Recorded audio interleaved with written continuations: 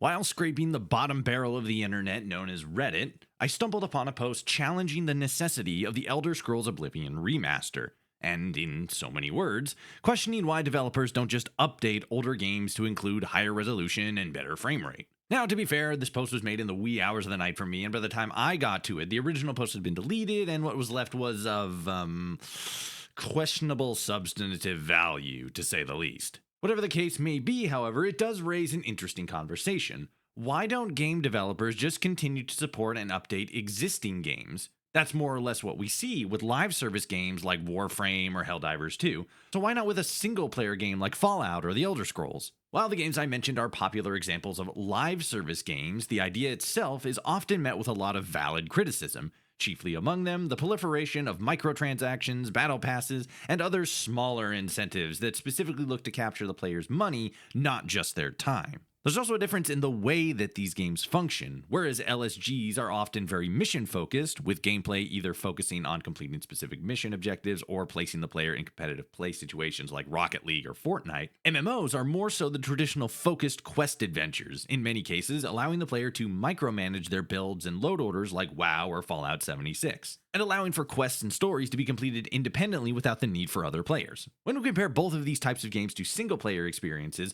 the two primary takeaways that we see are related to who the game experience is structured around and the expected longevity of the game's loop. While games like Fallout or Starfield can, in theory, be played forever, they still often center around a story-driven narrative that has a conclusive endpoint, whereas MMOs and LSGs focus on looping team-based activities to different degrees. The problem is that in a closed-loop single-player system, people either get bored, finish the story, and just move on.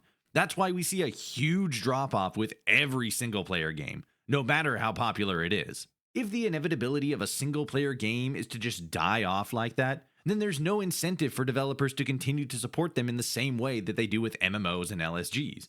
It makes a lot more sense to either remaster a game like they did with Oblivion, or constantly modernize with console releases like they did with Skyrim. Me, personally, I probably never would have played Oblivion if it wasn't for the remaster. What about you guys? Let me know what you're thinking. Like and follow for more, and check @FollowRotoshi on all other socials.